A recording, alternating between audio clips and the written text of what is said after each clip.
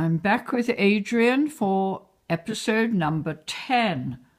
Right, Adrian, how did you become a ghostbuster and a paranormal investigator? Yes. Take it away. Somebody had picked up one of my flyers. Right. It was a young lad, and he phoned me up out of the blue several months into my tenure as a ghost walker.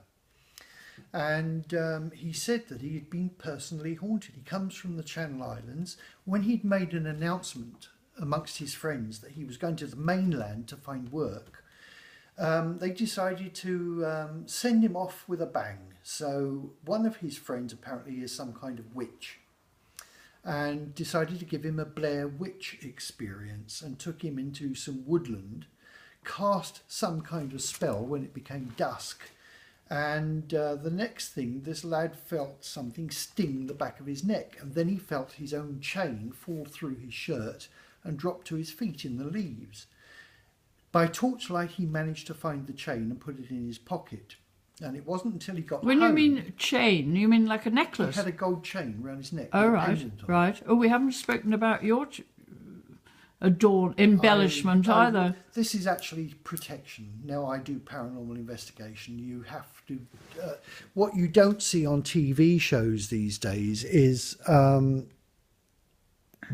the cast protect themselves against what they're investigating. And this is one of the methods I do. I've got a TV show coming up with Sasha Cooper, the medium. And what's it going to be called? It's going to be called Paranormal Properties.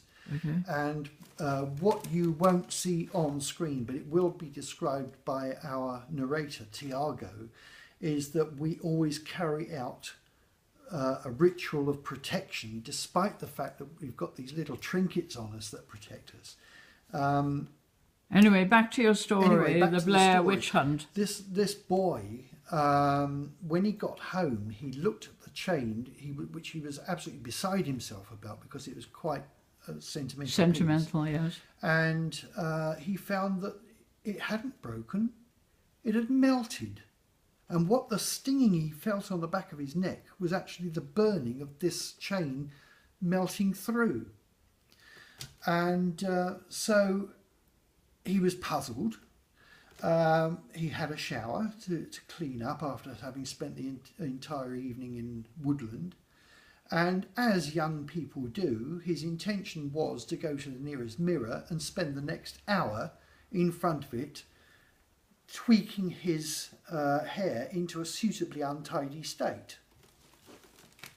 Well, when he looked in the mirror, a much older face was looking back at him.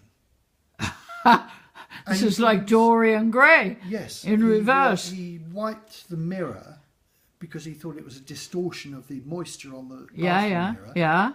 And he still saw this ugly face staring back at him. So he went to the mirror out in his hallway. And it was the same face. The same face. Yay! And for 4 years, he'd put up with seeing somebody else's reflection in place of his own. Only in reflection? Only in reflection. What about photography? I don't know. But he even when he was walking down the street and catching a sight of his reflection in a shop window, again, it was this person he didn't know. He must have been scared out of his mind. Well, he obviously became mirror-phobic, and he actually banished mirrors from his flat. What about his friends? He avoided mirrors like the plague. No, his friends. His friends, I don't know. I mean, they had to do without mirrors. The friend that took him out there apparently had no ill effects from the evening. No, you misunderstood me. He'd moved from Jersey, was it, did you say? Yes. To London, or to England. To the mainland. To England. As much as he told me. Yes. So he wasn't in contact with these people who would have said, oh my God, you've aged. No. That's what I meant. No, I see what you're saying. No. He did a Benjamin Button. Yes, indeed. He ate. It wasn't even his skeletal structure. Right. Ooh. That which he was seeing. He was seeing a totally different person. So And he phoned me up out of the blue because he had my phone number from my flyer. Right. So he has to have been in Brighton at some point. Right. And said, "What do I do?" And I said, "I'm a tour guide. I haven't a clue. But I'll find But out. I know someone who might be able to give me an answer." And I contacted Sasha for the first time God. and told her the story. She gave me a ritual to give to him. I sent him an email with this ritual spelt out, and I didn't hear from him for another 6 to 7 months. And When he did contact me, he thanked me so much. we'd gone back to being himself. He'd gone back to being himself, but he was still mirophobic. But he Is did he at still least- in Brighton? He's never in Brighton. He's moved somewhere else. Oh, But I he see, had I obviously see. been in Brighton and picked one of my flyers I up. see. So you never met him? Never met him face to face. Oh. But Have you got his phone number? somewhere, yes, I have. Be interesting to see what happened to him. Well, he did contact me several months later and said that what he has been experiencing has now finished, but it's left him mirophobic. Yeah. But I can it understand. worked. Yeah. And I did contact Sasha and said thank you.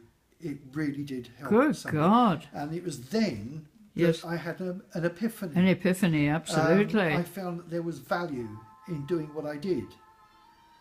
And That's so, your telephone telling my you your telephone. time's up. Yes, if anyone can hear this, it's the theme of Poltergeist, if you're wondering. It's probably your landlady with your dinner. More than likely. But that's it. That's we've come full circle.